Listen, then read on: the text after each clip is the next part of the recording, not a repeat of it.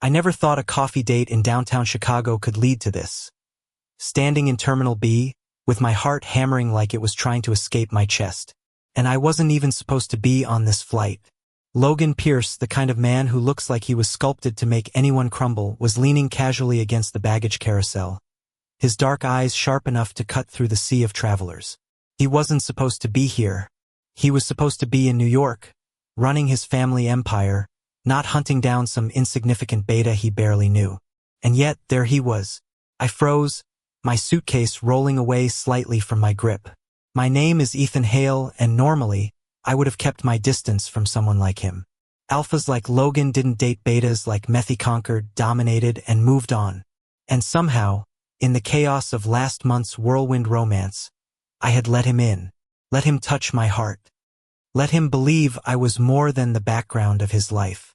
And now, as I stared at him from across the crowded terminal, my mind was screaming at me to run. Ethan. His voice was calm, dangerously smooth, but underneath, I could hear the tremor of concern. We need to talk. The way he said it made my stomach knot.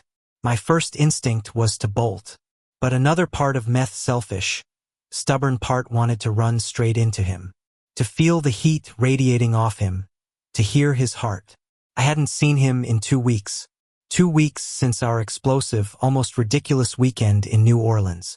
It had started with him rescuing me from a street-side mishap. I had spilled coffee all over myself right before a job interview, and ended with us tangled in sheets in some 5-star hotel I couldn't even remember the name of. It was reckless, fleeting, insane. But it had been perfect while it lasted. And now he was standing there, in the middle of the airport, looking more terrifyingly gorgeous than ever, and I had no idea what he wanted. "You're panicking," he observed, stepping closer, each movement precise, controlled, like a predator circling prey. But there was no malice in his gaze, only care. "Breathe, Ethan. You're safe." Safe. Funny word to use when my body was vibrating with nerves. Safe felt like a joke when Logan Pierce was involved. But still, something about the way he said it made my pulse slow just a little. I can't," I stammered, my voice cracking. "You can't just show up here like this. I don't even know what you want." "I know exactly what I want," he said, eyes softening but still intense. "I want you." And there it was. The words that made my knees weak and my brain short-circuit.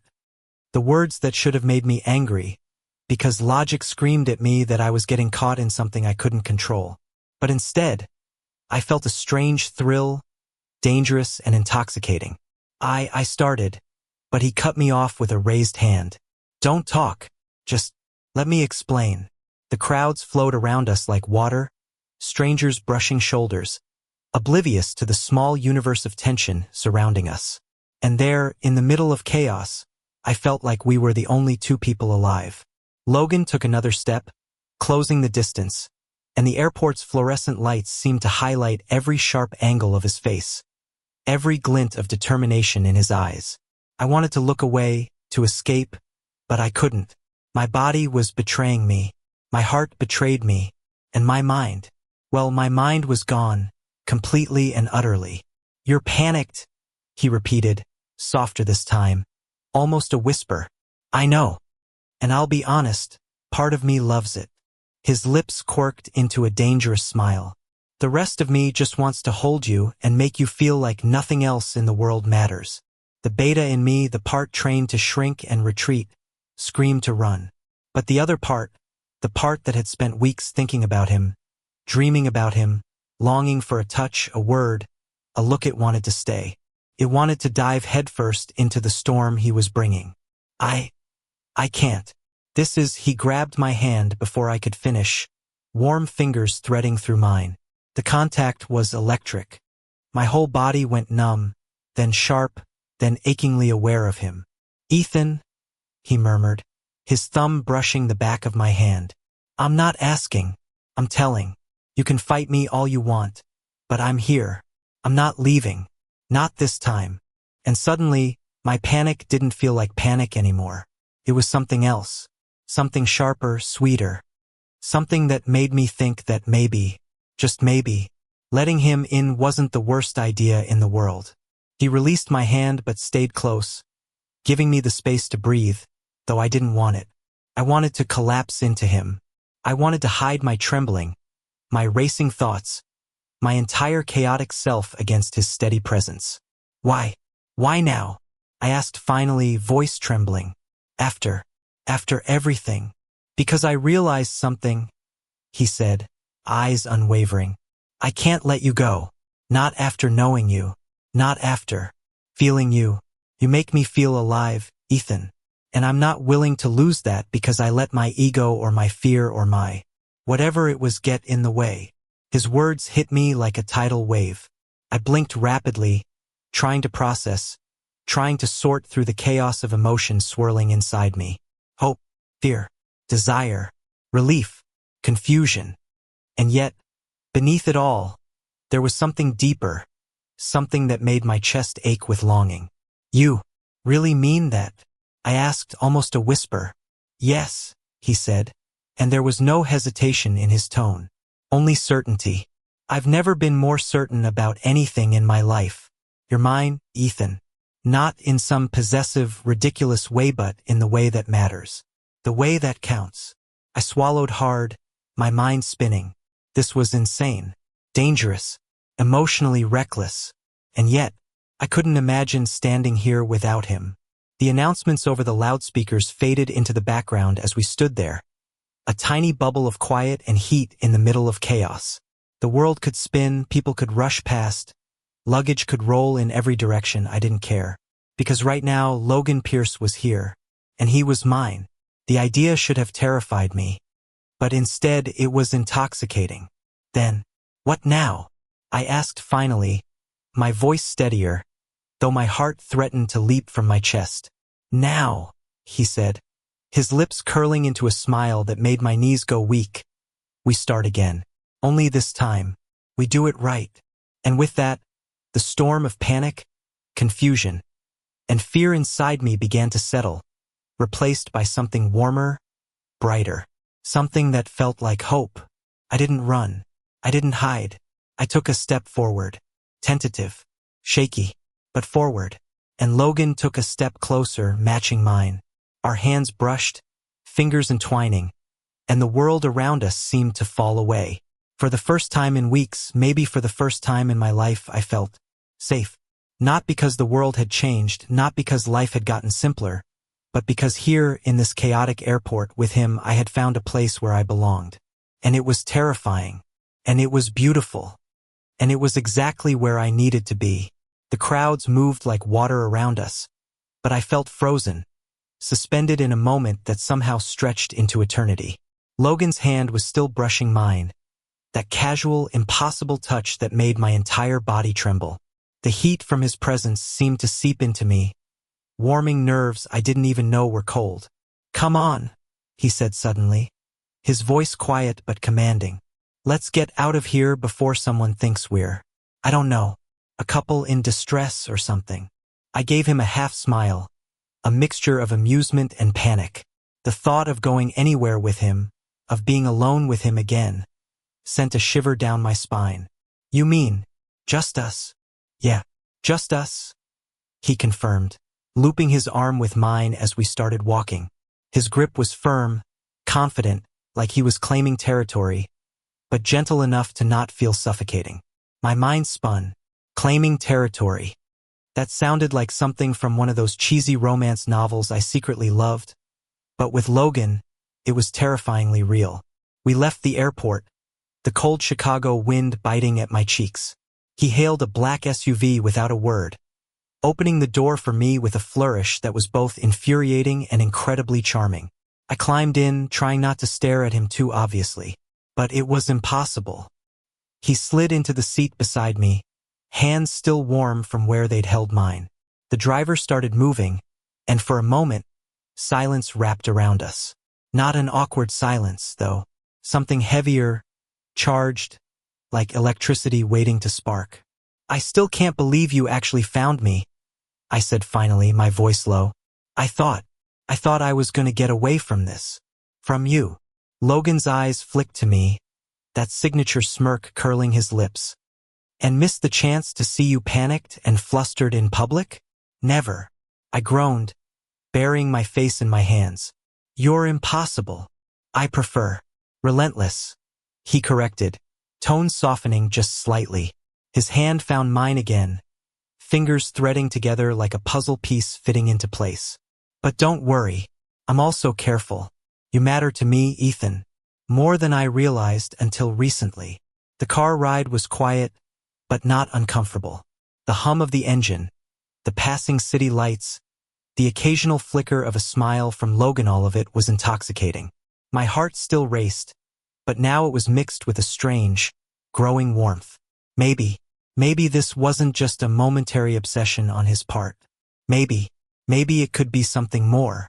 We arrived at a small, boutique hotel near the lakefront, the kind that screamed understated luxury.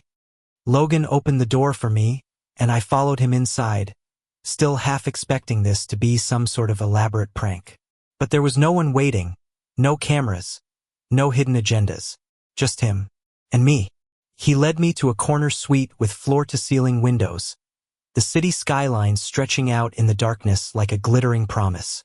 The room was beautiful, but it wasn't the furniture or the view that stole my attention. It was the way he looked at me. "Sit," he commanded softly, pointing to the plush sofa. I obeyed, though every instinct screamed that I should run straight into his arms instead. Logan stood across from me, eyes dark, unreadable, yet filled with something I couldn't quite name. "Ethan," he started, taking a slow step closer. "I'm not here to force you into anything, but I can't hide what I feel. I can't pretend that those past weeks didn't mean something. Mean everything." I swallowed hard, unsure if I was ready to confront the torrent of emotions he was stirring. You don't even know me," I whispered. "And yet, you keep showing up like this. It's terrifying." Logan crouched slightly, bringing himself closer to my level, though he remained just far enough to respect my space. "I know everything about you that matters," he said quietly. "The way you fidget when you're nervous, the way you bite your lip when you're thinking, the way your heart races whenever you feel uncertain. I've memorized it all." I laughed nervously, a high-pitched, shaky sound. "You're insane." "Maybe," he admitted, a small smile tugging at the corner of his mouth. "Or maybe I just know what I want and I'm willing to fight for it." The sincerity in his tone made me ache. I didn't want to admit it, but part of me had been waiting for him to fight. Waiting for him to prove that the fleeting romance we'd shared wasn't just a moment, a mistake, a fun escape, that he actually cared. He stepped closer again, until our knees almost brushed. I could feel his warmth, smell his faint cologne, feel the subtle rhythm of his breathing. My pulse went haywire. "And if I say yes?" I asked, my voice trembling, betraying the storm inside me. "Then I promise," he whispered, leaning slightly closer, "to make every day worth it, to protect you, to challenge you, to make you laugh, to..." He stopped suddenly, eyes locking onto mine, expression sharp and intense. "To love you, completely, unconditionally, without apology or reservation." My chest tightened. My heart thumped so hard I was sure it was audible. I don't know if I can trust this. People like you. You're used to control, power. Alpha types don't. They don't stick around for betas like me." Logan shook his head, stepping even closer, our shoulders nearly touching. "That's where you're wrong," he said softly. "I've never wanted anyone the way I want you, and I'm not here to dominate you. I'm here to be with you, to fight for you, to make you feel safe even when the world isn't." Something inside me shattered. All the walls I had built around myself, all the fear of being hurt, all the instinct to ruin it cracked, splintered, and let a warmth seep in that I hadn't known I could feel. "Ethan," he said, his voice dropping to a whisper, "look at me. Really look at me."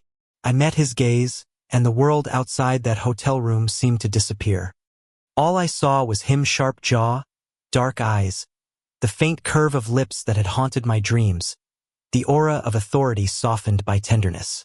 "I can't promise it'll be easy," he continued, But I can promise you this. I will never stop. Not for anyone. Not for anything. You're mine, Ethan. And I don't care how long it takes. I'll prove it to you every single day. I didn't know how to respond. Words failed me. My hands were trembling, and my chest felt too tight, too full. All I could do was nod, a small, tentative motion that felt monumental. That's enough, he murmured, finally bridging the last gap between us. He reached out, cupping my face gently, his thumb brushing my cheek. Just feel me, feel us.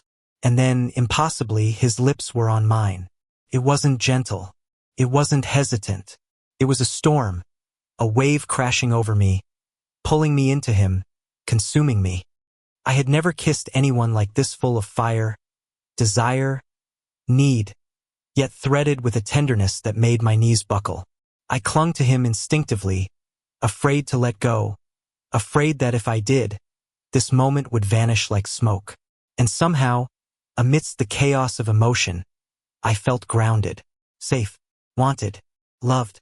When we finally pulled apart, breathless, my forehead resting against his, I realized something profound. Maybe it was crazy.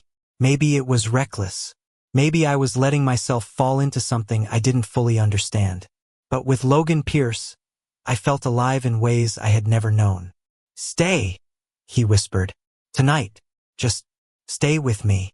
I wanted to. I wanted nothing more. I nodded, my lips curving into a small, tentative smile. Okay, I said. I'll stay. And in that moment, the chaotic world outside the hotel room, the airports, the flights, the fleeting romance of the past, it all faded. There was only us. Only the heat of his body next to mine. Only the warmth of his hand in mine. Only the silent promise of something real, something lasting, something worth fighting for. Logan smiled softly, pressing a gentle kiss to my temple. Good, he murmured, because I'm not going anywhere. And for the first time in weeks, maybe months, I believed him. The night stretched on, filled with quiet conversations, laughter that seemed impossibly light in the heavy tension of our reunion, and small touches that spoke louder than words. Every time our hands brushed, every time our eyes met across the room, a shiver ran through me. I was terrified. I was exhilarated. I was falling, slowly, terrifyingly, completely. By the time dawn crept through the floor-to-ceiling windows, painting the skyline in shades of pink and gold, I realized that I hadn't run. I hadn't hid. I had chosen to stay. And Logan had stayed too, safe at last. But in a way that was wild, passionate, and completely alive. The morning sun spilled across the hotel room, casting golden light over Logan and me. My head rested against his chest, hearing the steady rhythm of his heart. And for the first time, the world outside felt distant, almost irrelevant. Yet reality was calling. Flights had schedules, cities had obligations, and our lives, despite the weekend's intensity, still demanded attention. Ethan, Logan murmured, his voice low, rough with sleep and desire. We can't stay here forever. I blinked up at him, still half lost in the haze of sleep and lingering heat. I know, I whispered, a tiny smile playing on my lips. But right now, I don't care. He chuckled softly, the sound sending shivers down my spine. You always know how to make this impossible for me, he said, brushing a strand of hair from my face. I'm supposed to be the alpha, the one in control, yet you drive me crazy? I interrupted, smirking despite the lingering grogginess. Exactly, he admitted, eyes glinting with humor and something softer, deeper. You drive me absolutely crazy. The past few weeks had been a blur of emotions, moments stolen in cafes, flights, and hotel rooms. But those fleeting touches, the shared glances, and the whispered words in the middle of chaotic airports had woven something powerful between us. Something I couldn't run from, couldn't hide, couldn't deny. We dressed in silence, a comfortable rhythm between us. Logan's presence was constant, protective, yet never overbearing. We moved as a pair, each step, each glance, each touch affirming the bond we had been unwillingly but inevitably drawn into. By the time we stepped out onto the bustling Chicago streets, reality had returned. Cars honked, pedestrians hurried past, and the city thrummed with life. And yet, holding Logan's hand, the world felt less chaotic, less threatening. Somehow, having him beside me made everything manageable. Where to now? I asked, trying to keep my tone casual but failing miserably. My heart was still in my throat, anticipation and fear tangled into one. Logan's gaze softened. Home, he said simply. Or, as close to home as I can get with you. I want to show you where I live, where I've built my world, and maybe, where you belong. My stomach twisted nervously. Visiting him meant stepping into his world, the full scale of his alpha existence. His responsibilities, his influence, the weight of his family name. But something about his invitation, the gentle way he held my hand, the unwavering look in his eyes, reassured me. We drove in comfortable silence, the city blurring past us. Logan's hand never left mine. I studied him in the passenger seat, trying to reconcile the man who could stop me in airports and dominate boardrooms with the tender figure beside me now. He was both fearsome and gentle, commanding and vulnerably a paradox that somehow fit perfectly into the chaotic puzzle of my life.